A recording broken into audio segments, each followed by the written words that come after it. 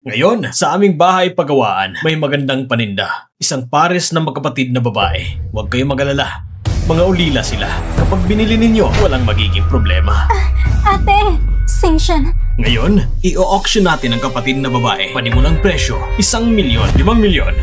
Itong dalawang magkapatid, kukunin ko sila. Si Mr. C magbibigay ng 5,000,000. May mas tataas pa ba? 5,000,000 isang beses. 5,000,000 pangalawang beses. 5,000,000 tatlong beses. Tapos na. Huwag kang lumapit. Sensyon! Ate!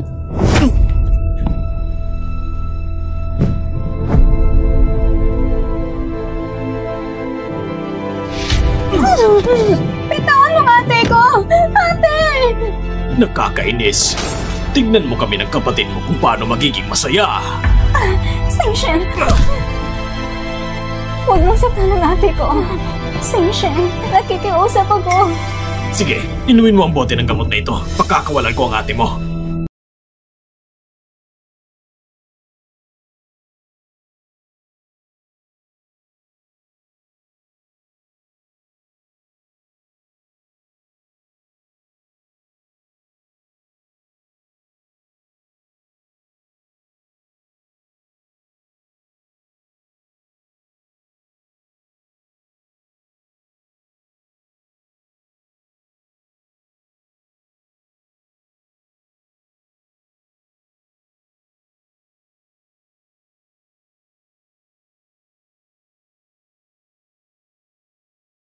Suruhan pa.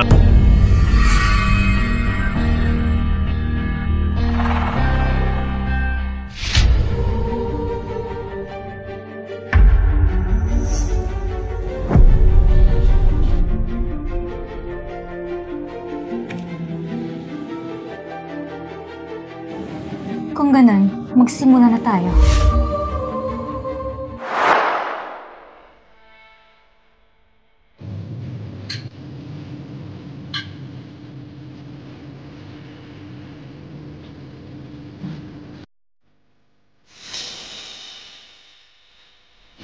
Kuya Xiao.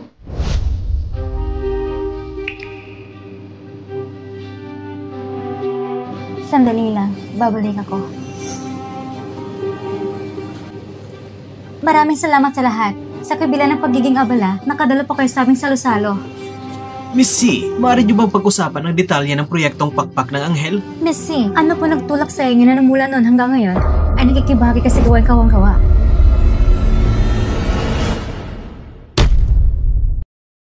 Binabati kita, Miss C. Nung una ay na-engage ka kay Mr. Kin. Ngayon naman ay nasa rurok ka na ng kawang gawa. Talagang doble ang tagumpay mo. Pag-ibig at karera. Ngayon ay magandang araw na angkop para singilin ng mga taong mukhang tao pero hayop ang asal at magbayad ng kanilang utang. Ang pamilya C, gamit ang kawang gawa, inuunat ang pupo ng demonyo labas sa mga mahihina. Sa harap ay tila mga dakilang pilantropo, ngunit sa katotohanan, sangkot sa maraming kasamaan, ang kamatayan ay kulang pa bilang kaparasahan.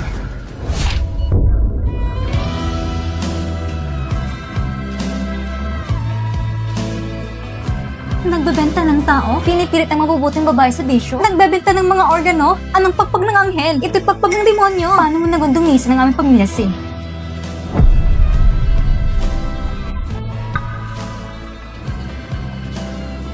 Buhay pang mga biktima at hustisya lang ang hinihingi namin.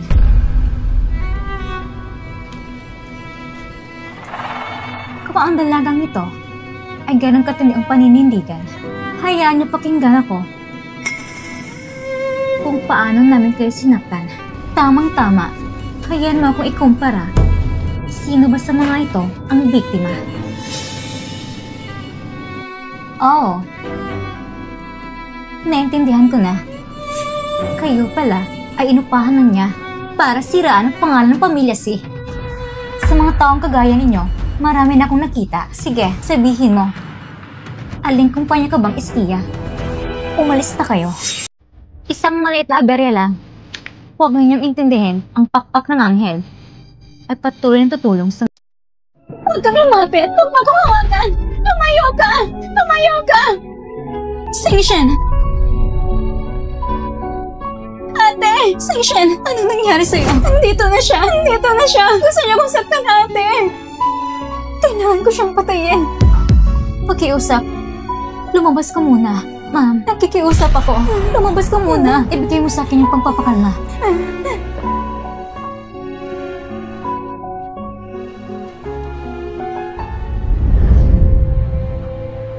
Missy, ayos ka lang ba? May isa pa akong bagay na ikinalulungkot kong ipapaalam sa inyo. Ang pinagbulan ng puso ng kapatid mo, wala na. Hindi ba dati ay nakapila na? Sa madaling salita, ayusin mo na agad ang paglilipat ng ospital.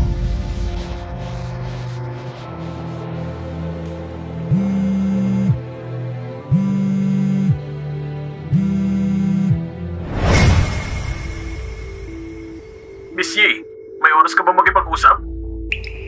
Tamang-tama. Mayroon din akong bagay na naisabihin kay Binibining Si. Hindi ko rin alam kung anong magiging resulta ng paggamit ng lakas ng iba. Ngayon nang turuan kita ng realidad ng lipunan. Ang mga tulad mo, sobra-sobrang bilang. Alam ba ang meaning? Ibig sabihin, karaniwan lang. Ang mga ordinaryong tao ang naglalanta ng tunay ng mukha, dapat galit na galit ka, hindi ba? Ano naman dapat ang ikagalit? Hindi ba? Nagbayad ka ng kapalit.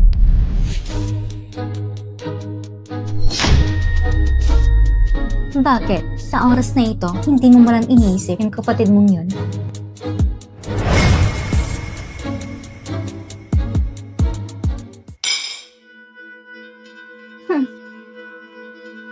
Ganyan ang tama. Mabait. Umupo ka.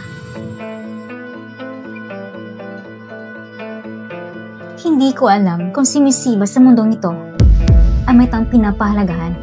Bakit mo tinatanong ang mga walang saysay na bagay? Dapat mong malaman ang mga kagaya mong langgam. Kahit gaano karami, hindi kayang galawin ang malaking puno. Karaniwan ay katumbas ng walang silbi. Kapag nawala ng walang silbi, wala ring makakaalala. Si Shen Xiao, hindi ba pinapalagan si Missy? Akala mo ba talagang kaya mong agawin siya? Pero kahapon, ang mga mata niya nakatitig lang sa akin. Missy, hindi ba malinaw sa'yo? Oo, isa lang akong ordinaryo, pero ang alindog mo ay natalo pa rin ng pagiging ordinaryo ko. Oh, Missy, mag-ingat ka naman. Ano bang nangyari? Ako nagkamali kanina. Napainit kong ulo ni Missy. Kuya Xiao, huwag kang magkamali ng isip. Gusto ko lang tanungin si Missy tungkol sa nangyari sa press ko noon. At saka, tapos naman yon. Hindi ba?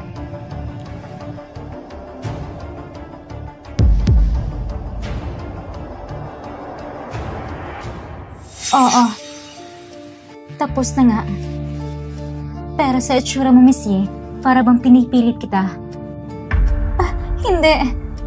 Pinayaran ko ng pera ng iba para siraan si Missy. Missy, ipanaliwanag ko na para sa'yo tungkol sa puso ng kapatid ko. Maaari mo ba ipagbigay loob?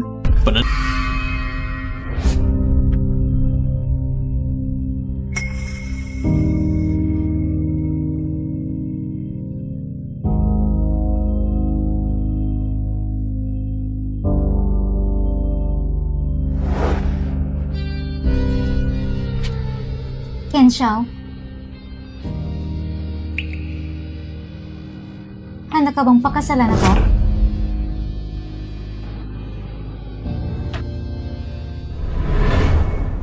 Bakit gusto mong pakasalan ako? Gusto kita. Hindi ba tinuro sa'yo sa ampunan na mali ang agawin ng nobyo ng iba? Mali ba yun? Ano bang iniisip mo? Ken Xiao, tinakda kami ng aming tita na ikasal sa isa't isa. Sige.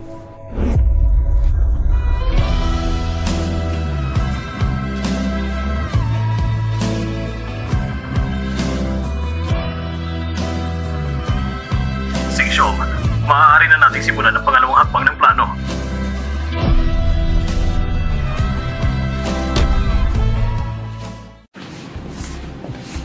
At may mukha ka pang bumalik? Gusto mong pakasalan isang walang kwentang babae sa bahay? Hindi ka nahiya sa press conference? Siya ang asawa ko. Ma, gumalang ka naman. Ano bang mali kay Lanyen? Kung hindi niya ko iniligtas noon, wala ka ng ina. Ang anak mo, hindi instrumento para sa utang na loob. Ma, maraming paraan para magpasalamat.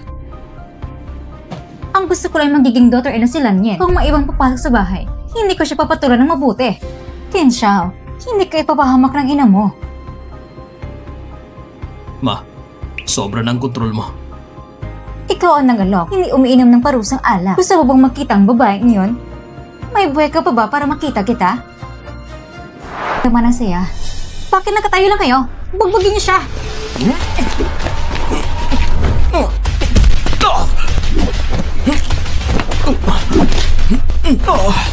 Mga inutil ba kayo?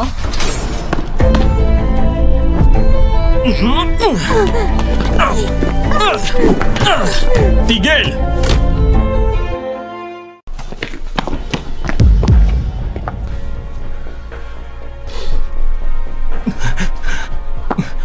Ayos ka lang ba? Nasaktan ka ba? Masyadong masakit ang katawan ko. Ang daming tama.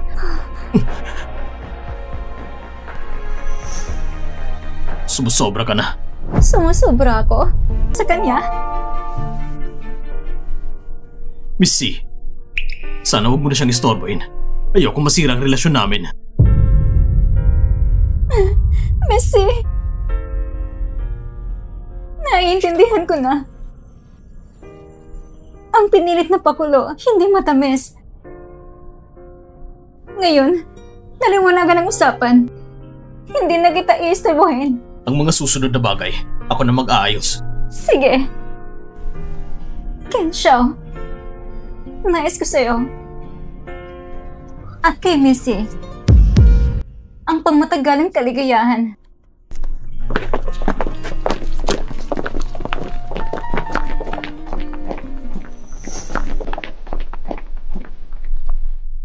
May masakit pa ba sa katawan mo? Kung sasabihin kong oo, babayaran mo ba ako?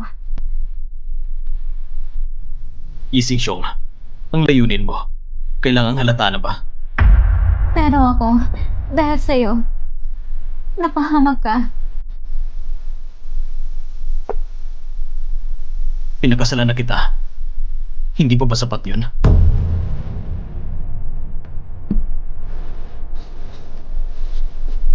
Ay, nagsisimula pa na.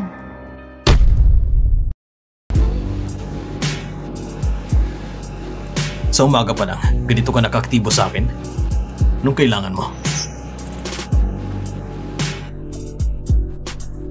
Papasayahin ka para hindi ka magsisisi. Ang mga sinabi ko, hindi ko kailanman pagsisisihan. Magpalit ka na ng damit. Sige.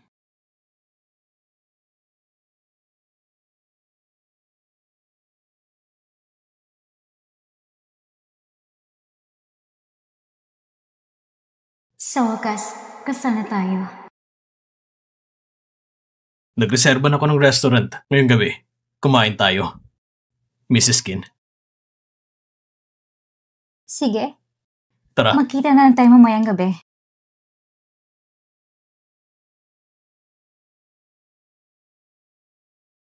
Ngayon, may suporta kay Chin Xiao. Mas madali dapat ang mga bagay.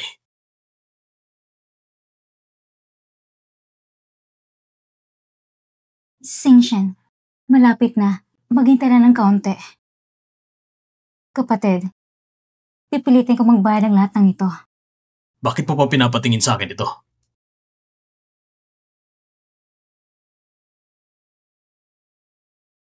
Noong una, malaki ang ingay upang mailantad ang bagay sa orphanage. Nakuha ang atensyon ni Ken Xiao at nagdulot din ng pagdududa sa pamilya Si. Kailangan nating baguhin ang direksyon. Tama rin. Ang negosyo ng pamilya Si, walang ni isa man ang bukas sa publiko. Sa aspeto ng construction, isang malalaking proyekto ay lihim sa labas. Napaka-istrikto. Kapag nakapasok ka sa project team, makikita mo rin ang mga butas. Pero ang core project team ng pamilya Si ay permanente. Ang kailangang identidad at background ay nasuri na. Mahirap makapasok. Paano kung ang proyekto ay sayo ng kolaborasyon? At ang proyektong ito ay sapat para pukawin ang interes ni Si. Anong ibig mong sabihin? Ang bidding event sa loob ng ilang araw. Ang pamilya Si sa pangalawang kalahati ng taon nakasentro sa proyektong ito. Bilang yang madam ng Ken, sisirain ko ang bidding event na ito. Ang pamilya Ken, hindi ba dapat bigyan ng pagkakataon? Ang iyong madam kinakatauhan. Ito'y talagang kapakipakinabang. Pagkatapos, kapag nakipagtulungan ng Ken at Si, ano naman ang dahilan nila upang hindi payagan ang yang madam ng Ken na pumasok sa project team? Kapag ginawa mo ito, parang sinasali mo rin ang pamilya Ken. Ang papapakasal ko sa kanila, hindi ba't iyon talaga ang plano?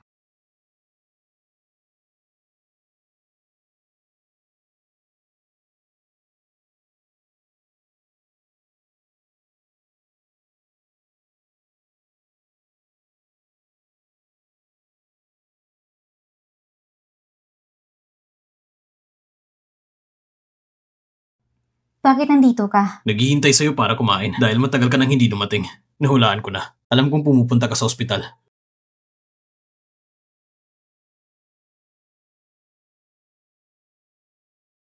Hindi pa kita kilala. Si Churan, kaibigan ko mula sa orphanage. Kung ganun, bilang kaibigan, ngayon ang ating kasal. Hayaan natin si Mr. Chu na makisaya. Mr. Chu, siguradong masaya ka rin, hindi ba? Masaya, pero hindi na ako makakapunta bilang pagbati kay Mr. Ken. Ngayon ang kasal namin ni Sinsyong. Mr. Chu, hindi kumpletong pagbati kung kalahati lang ang sasabihin. Sinsyong, binabati ko kayong dalawa ni Mr. Chen. Maligayang bagong kasal. Kung wala nang iba, aalis na ako. Sige, mag-ingat ka sa daan. Siguro nagugutom ka na. Kumain na tayo. Maaga pa. Umakyat muna tayo. Ipakilala mo ko sa kapatid mong babae. Bakit kailangan mo makita ang kapatid ko? Kasal na tayo. Hindi mo mabalak na ipakilala sa akin ang kapatid mo. Hindi na kailangan. Hindi pa panahon? O ayaw mo lang akong isali sa buhay mo? Bakit pwede si Churan? At hindi ako? Mas mabuti siguro kumain muna tayo. Yes, Sinsyong. Talagang mahusay ka.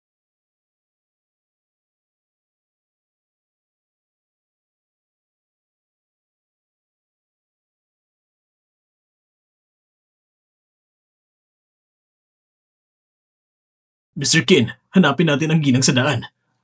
Gabing-gabi na at babae pa ang ginang. Pagkasakaling nasundo na siya ng kanyang matalik na kaibigan. Narinig mo ba? Ilang araw lang nakalipas, nagkaroon ng hold up. Sinasabing ilang beses na ito nangyari at mukhang may kakaibang ugali ang salarin. Pinipili lang niya ang mga batang magaganda. Mr. Kin, hindi ba't ito ang ruta mo pa uwi? Kung ganun, ang ginang ay... Huwag ka munang kumilos. Agad mong i-check ang CCTV. Opo, Mr. Kin. Sa unang araw pala ng kasal ay ganito ng problema. Plano ko pa namang siya magdadala sa akin sa bidding meeting. Hindi ba mas mahirap na ngayon?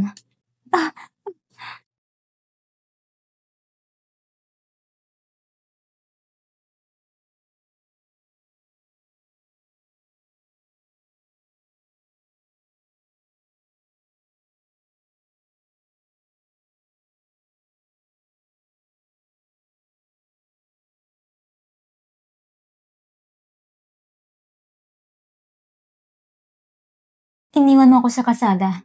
Hindi ba gusto mo lang turuan ako ng leksyon?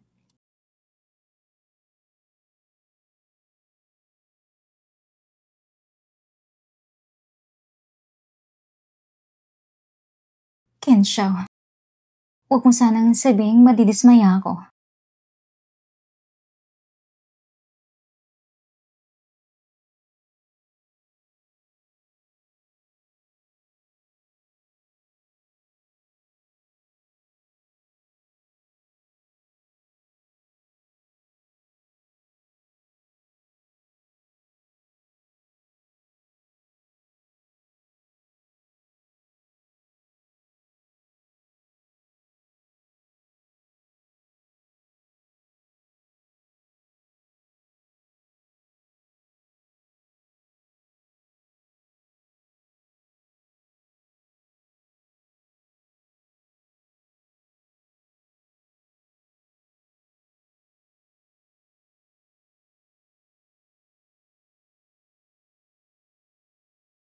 Siguro, nawala ng galit mo, Mr. Ken. Hindi ba? Alam kong galit ka sa akin. Iniwan mo ako sa kasada. Pero ganito na nangyari. Siguro, tapos na ang galit mo. Bakit lagi mong ginagamit ang pananakit sa sarili para lang lutasin ang problema?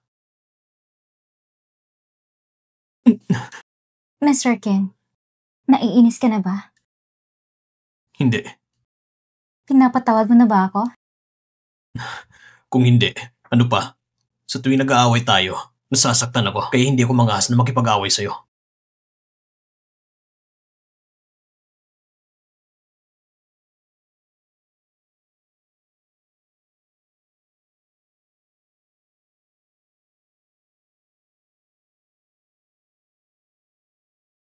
Ikaw ay nasakin, pero isang taong tulad mo ay walang karapatan.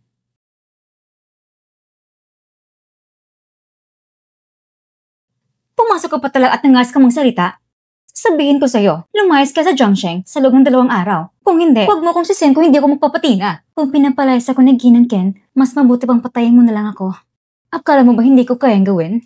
Ginang Ken, kung intention mo ay banta sa akin, wala kang sese na magpagod. Kung banta mo naman si Ken Xiao, tatawagin ko siya para sa'yo. Bakit ka nandito? Siyempre, para makita mo sunuring anak ko. Anong mabuti na gawin niya sa likod ko? Kuya Xiao, lahat ito ay aking pagkukulang. Hindi ko napipigilan si tita. Ako at si Sinchong ay kasado na. Hiwalayin mo agad ang babaeng ito. Sinabi ko na, sila niyan lang ang kakasama mo sa kasal. Hindi ikaw ang kakasal. Wala kang karapatang pigilan ng desisyon ko. Ako ang mama mo. Ako. Tita, kalmahin mo ang sarili mo. Hindi sinasadya ni Kuya Xiao na tanggihan ka. Ayos. Gusto kong makita kung hanggang saan kayo makakaabot. Ilang araw na at kaarawan ko na. Tandaan mo, isama mo ang misis mo. Lanye, tayo na.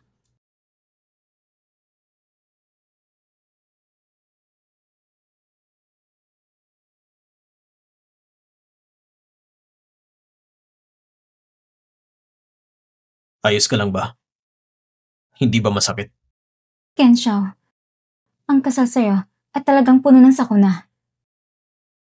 Kung hindi palo sa baston, umasampa sa pisngi. Tungkol sa mama ko. Pasensya na. Kapag nasilayo ng bubong ng iba, kailangan lang tiisin. Siya at ang ama ko ay nagkasal dahil sa kasunduan. Mahal niya talaga ang ama ko. Pero ang papa ko, walang masyadong damdamin sa kanya. Nung namatay ng papa ko, nakatutok na siya sa pagkontrol sa akin. Galit ka ba sa mama mo?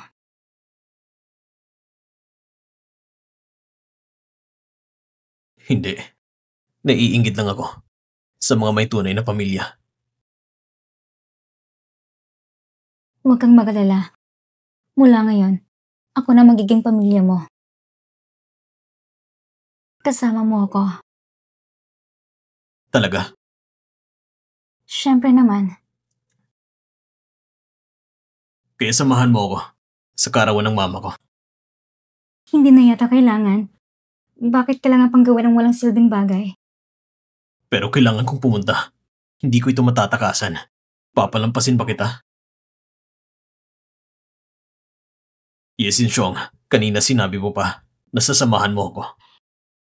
Pinapayuhan kita. Huwag mo nang isipin yan. Natatakot ka na makipagtalo sa mama ko? Poprotektahan kita. Kenzong, ayaw kong lumaki pang problema. Sapagkat ang ganitong bagay ngayon, kapag nangyari ulit, hindi ko na maipapangako kung anong gagawin ko. Yesin Xiong, mas gusto ko pa rin kung minamaliit mong iba.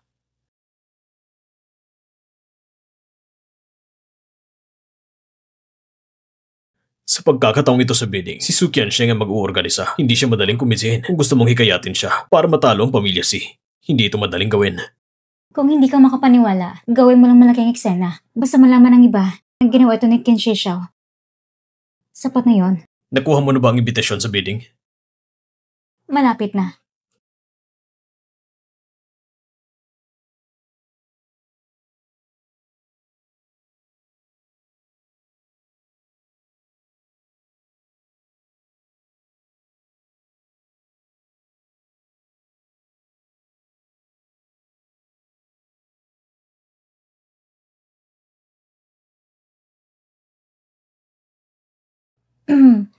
Narinig ko, nasa ilang araw ay magkakaroon daw ng bidding. Totoo yun. Pupunta ka ba? Ngayon ang Kinshi ay hindi sasali. Kaya, pwede ba akong pumunta? Palagi nasa bahay lang ako, wala rin namang saysay. Hindi pwede. Hindi ba ako karapat-dapat? Hindi naman. Pero ang pagiging Mrs. Kin mo ay hindi pa pinapaalam. Kaya sa imbitasyon, ako lang ang nakapangalan. Kung ganon, pwede mo bang hingin ng misa pa? Hindi naman imposible. Pero may kailangan ka ipangako sa akin. Sige. Samahan mo ako sa birthday party. Pag-isipan mo muna. 7 araw bago ang bidding, ititigil ang pamimigay ng imbitasyon at bukas, ang huling araw. Kailangan mong pumunta. Kapag dumalo ka sa birthday party, malalaman ng lahat ang pagkakakilanlan mo bilang Mrs. Kin. Isang imbitasyon lang at sapat na para makuha ang lahat. Sige. Pero binabalaan kita. Kung may mangyaring di ka nais, huwag mo kong sisihin. Hindi kita sisisihin. Kailan mo ibibigay ang imbitasyon? Pagkatapos ng birthday party, ibibigay ko sa iyo mismo.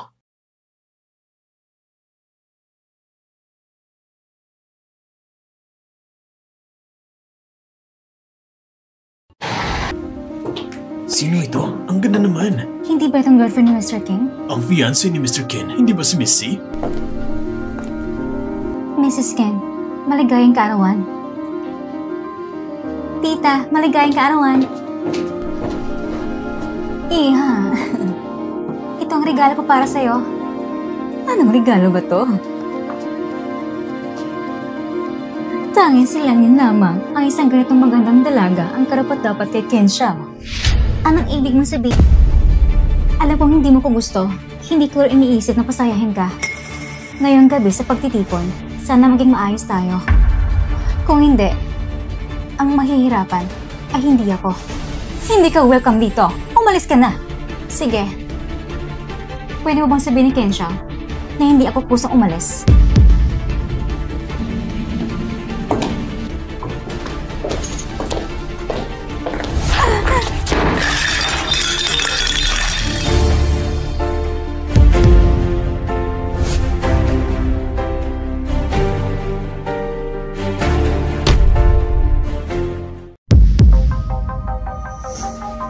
Ayos ka lang ba?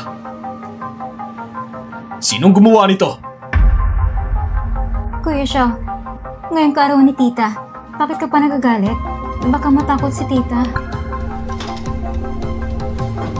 Uulitin ko, sinong gumawa nito? Kung malalaman ko, hindi na simpleng... Mag-usap tayo. Para agad ka nang dumating dito, Messi. Talagang hindi ka mapakali. Bakit mo ko tinawag palabas?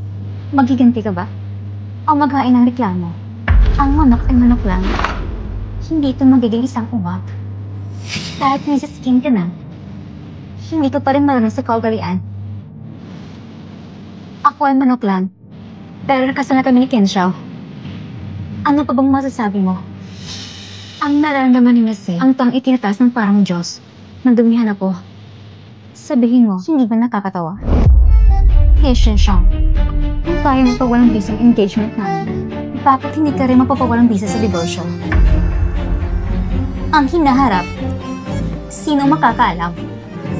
Sa tingin ko, mas mabuting sagutin mo muna ang kasalukuyan problema.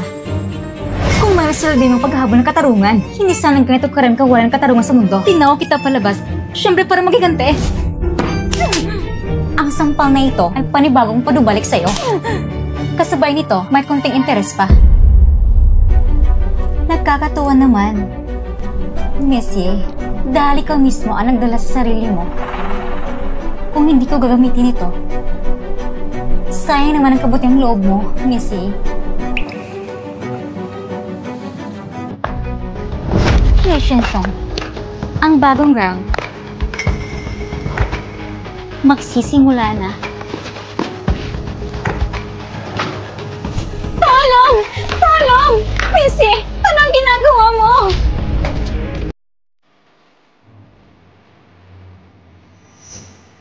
Nagising na si Lanyin. Sumama ka sa akin. Hindi pa nagising si Sinshong. Iniisip mo pa rin siya? Kung hindi ka dumating agad, halos mamatay si Lanyin dahil sa kanya. Yun ang sabi ni Lanyin sa'yo. Pinapahalagan ka ni Lanyin. Nagsilas ang babae ito kay Lanyin. Hindi lang siya sinaktan, kundi tinulog pa siya sa tubig. Hihintayin mo pa ba mamatay si Lanyin bago ka maniwala? Pakinig ka sa akin. Bakit mo siyang iwan agad? Si Lanyin ang pinakamaino para sa'yo.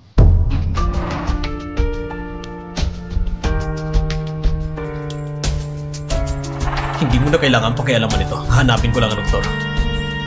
Kinsha, tumigil ka!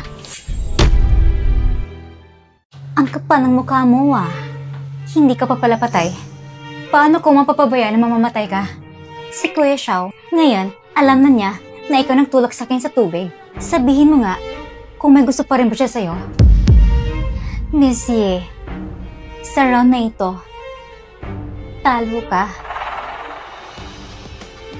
Missy, matagal na to, hindi mo pa rin ba naintindihan ang punto? Hindi ko gusto si Ken Xiao. Sa tingin mo, magmamalasakit ba ako?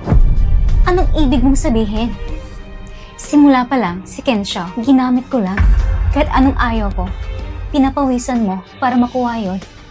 Sa tingin mo ba, sino mo talaga ang talo? Kuya Xiao. Lumabas ka. Kuya Xiao, hindi ko sinisisi si Missy. Huwag ka rin magalit sa kanya. Mag-usap kayo ng maayos.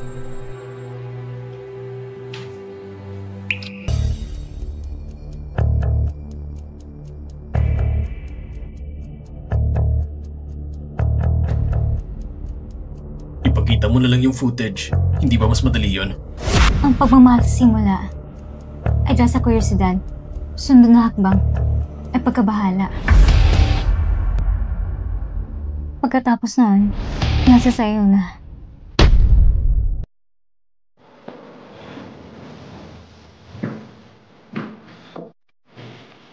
Naiintindihan mo ba? Akala mo mahal mo siya. Kahit ang pinaka-basic na tiwala, hindi mo nagagawa. Gusto kong sabihin na siya una nag-amin. Siya'y laging nagbabalik ng utang na loob, pero hindi niya gagawin ng mga masasamang bagay. Kid Xiao, hindi mo talaga siya mahal.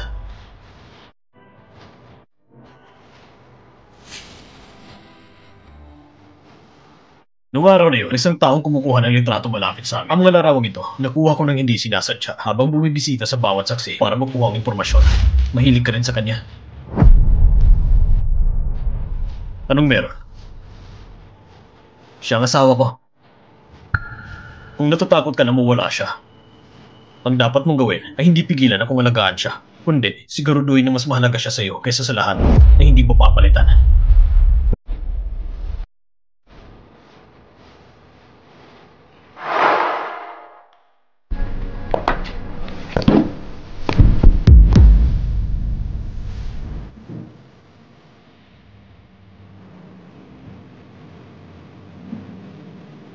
Sinshong, pwede ba tayo mag-usap?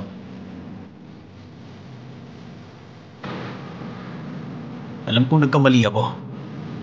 Pero mula sa simula, hindi ko kailanman sinadya na hindi ka paniwalaan. Anong gusto mo sa akin? Gusto mo ba? Ano dapat humiya tao kay Lanyin? Sinshong, pakinggan mo. Kahit na talagang itinulak mo si Lanyin sa tubig, matutulungan pa rin kitang ayusin ang sitwasyon. Anong ibig mong sabihin? Hindi na mahalaga kung tulad ng sinabi ni Lanyin. O kung natatakot ka na hindi mo may paliwanag, kaya sumunod ka sa kanya. Hindi mo dapat ipagsapalaran ang sarili mo. Anong ibig mong sabihin? Pinapaniwalaan mo ako na hindi ko sinaktan si Lanyin? Siyempre, hindi mo magagawa yun. Pero kahit na ginawa mo, anong meron?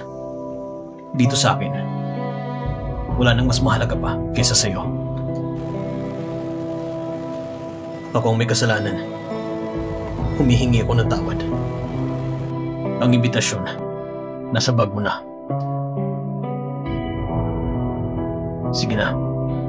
Huwag ka nang umiyak. Ang imbitasyon ay para sa'yo.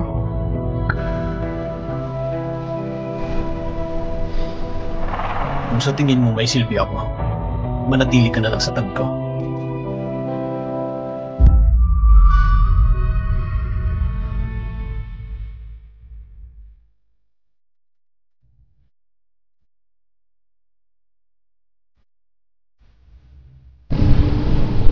Hello, Mr. Song.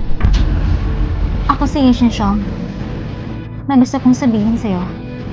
Kung gusto mo lang ng shortcut, wala akong interes. Tungkol sa tender, may impormasyon ako. Na sa tingin ko, magiging interesado ka. Sa mga taon, ang pamilya Si ay nagbidang Malaysia. Ang kanilang mga proyekto sa pagtatayo ay may nakatagong panganib. Kaya kung papayagan mo silang manala sa bid na ito, natatakot ako na maaari itong makapinsala sa iyong kumpanya. Meron ka bang sama ng loob sa pamilya Si? Wala ka na doon. Ibig kong sabihin, huwag mo nang alalahanin yun. Pag-isipin mo na lang yung sinasabi ko. Bakit naman ako magtitiwala sa'yo? Dala kong asawa ni Qin Xiao. May connection ka kay Qin Xiao. Alam ba niya na hinahabol mo ang pamilya Si? Ayaw ko lang gawin komplikado ang lahat. Pero kung ayaw mo makipagtulungan, wala din akong pake kung malaman niya. Nakuha ko na.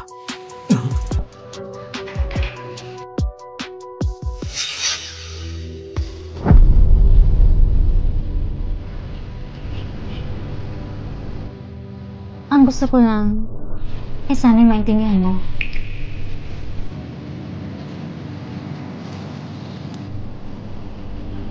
Hello, Mr. Chaoshin. May kailangan kong sabihin sa'yo. Hindi ko maintindihan. Alam ko na pinagtangkaan ka ni Silan yan. Alam ko na may sama ka ng loob. Pero sobrang marahas ang paraan ng paghihigante. Masyadong matindi.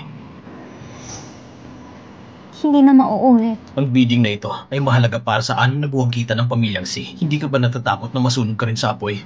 Hindi ko lang naisip ng maayos.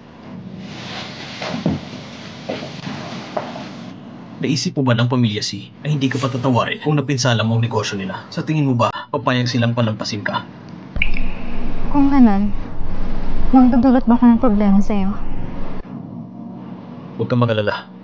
Ako nang bahala.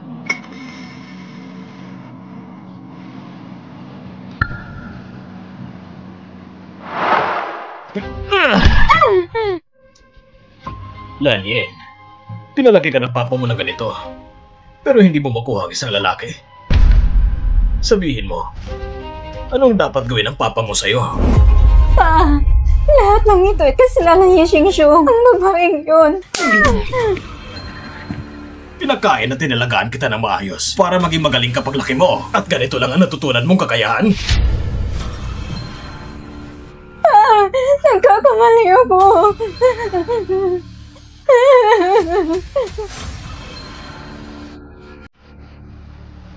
Lanyen, hindi kita sinisisi.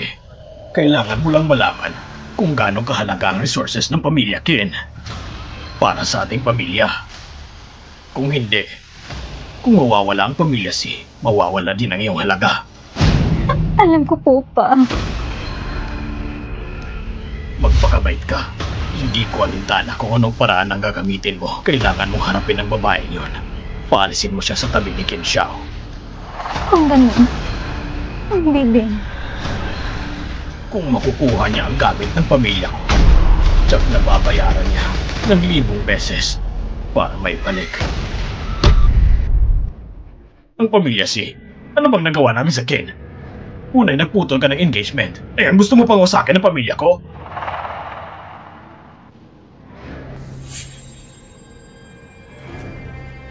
Nung una, si Lanyen niloko ang asawa ko. Sige. Nung una, si Lanyen ay halos hindi na makabangon para ligtas lang ang iyong ina. Dapat rin ba nagkalkulahin mo sa akin ang utang na yon? Tito Si, huwag ka muna magpadalos-dalos. Itong proyekto, ipagpalagay mo na lang na kompensasyon. makikipagtulungan sa Kinshi. Ang Kinshi, magbibigay ng 30% discount.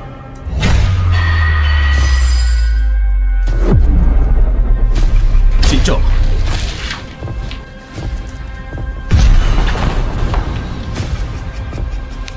Ano nangyari sa'yo? Wala naman.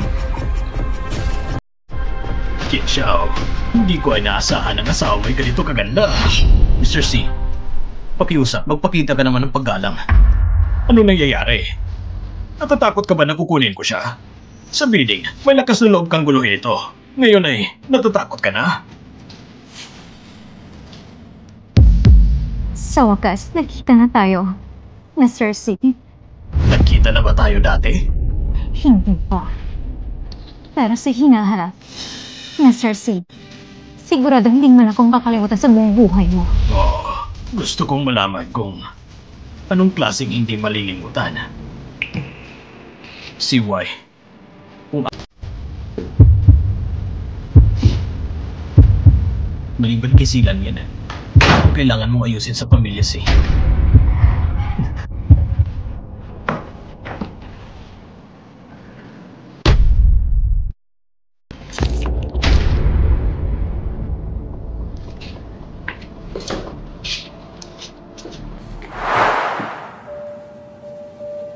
Sinchong, ikaw at si CY, may galit ba kayong dalawa? Anong ibinigay mo sa kanya kanina?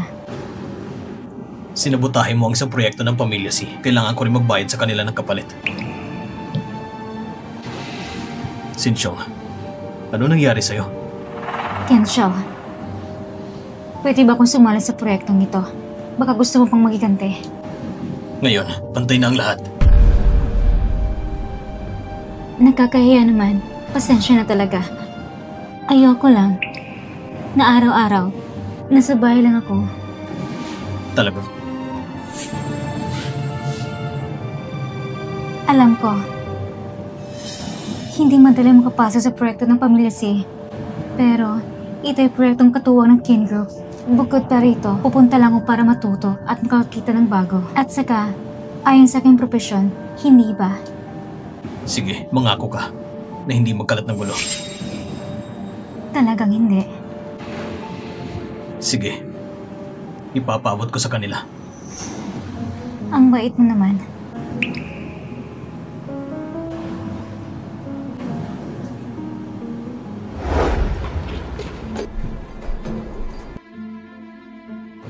Ang pwesto na ito ay sa'yo na mula ngayon.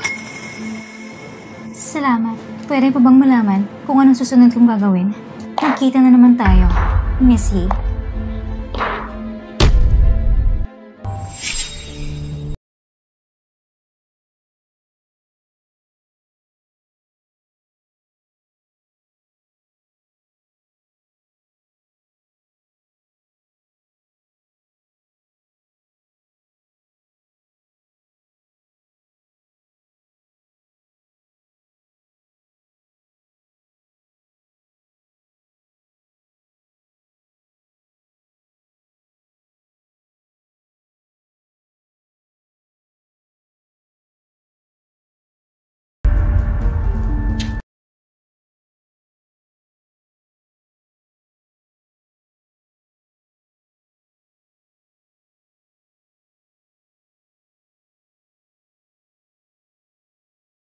Bakit ang late mo nakauwi? Kumain ka na ba? Hindi ba kaaya-aya sa trabaho? Naiinis ka ba sa akin? Hindi. Masaya naman. Maayos ang lahat.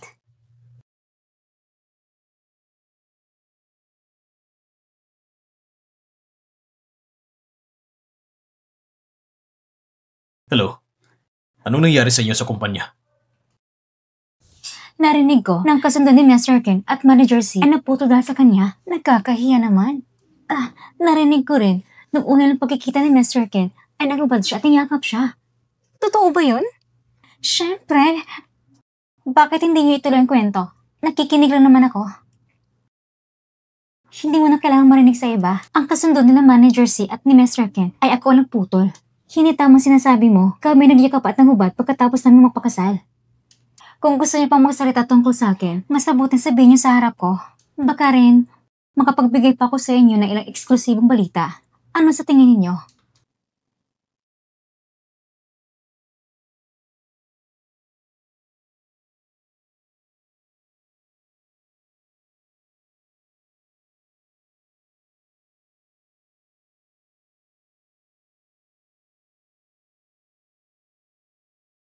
Sinong gumawa nito?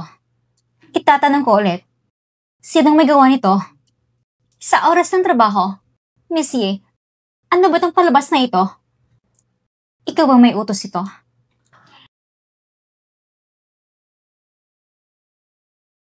Hindi ba itong katotohanan? Monsieur, ano pa bang ikinakagulat mo?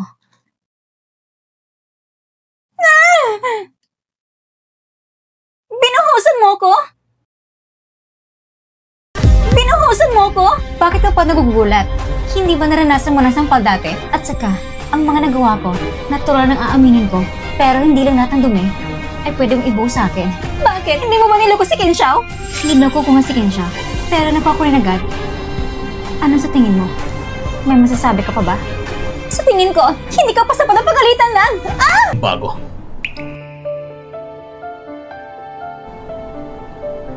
Sige, Ken Xiao, ang sinabi mo.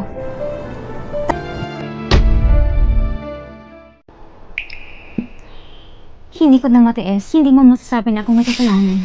Bakit kailangan mo pang tiisin? Ang kondisyon para ako pasok sa kumpanya ay huwag magdulot ng gulo. Palagi ko namang sinusunod ito. Magkaiba ba yun? May diferensya ba? Sinabihan lang kita na huwag sumobra. Walang dahilan para tiisin ang pasakit kung nasasaktan ka. Hindi ko tinitiis. Binabalik ko lang.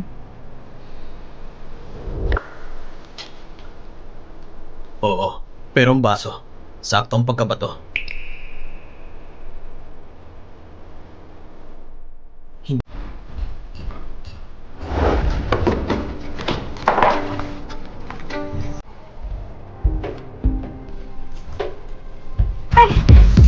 Yes, it's Chong! Bakit napabayaan mo naman? Ay, pasensya na, Supervisor.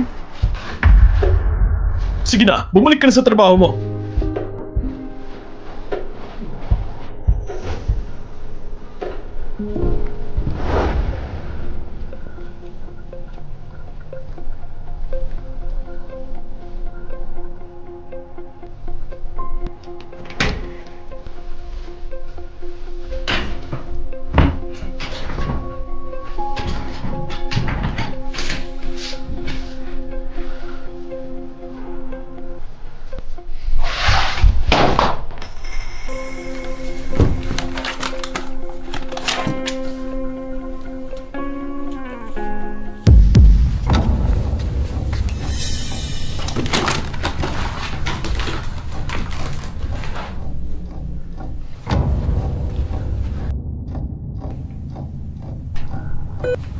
Xiaosu, balik ka sandali. May kailangan ako sa'yo. Sige, President Ken.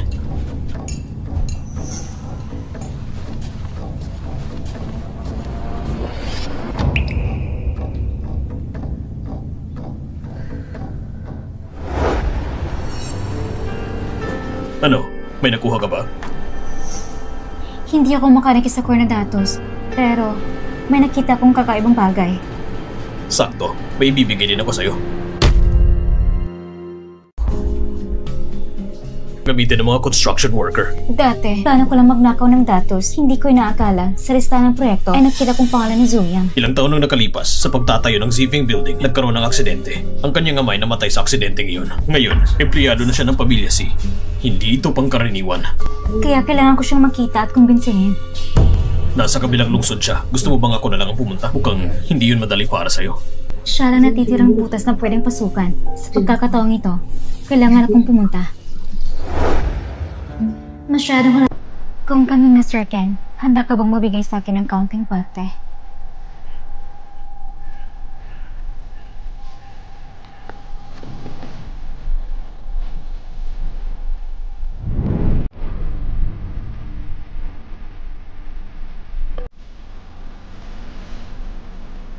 Ken Xiao, hindi pa ako masasabi sa'yo. Ngayong araw, aalis ako. Kung may kailangan ka, hintayin mo na lang akong bumalik. Aalis ka sa business trip?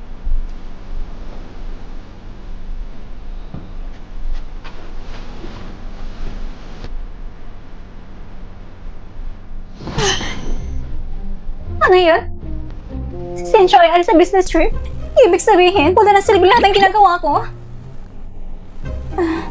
Hayop ka.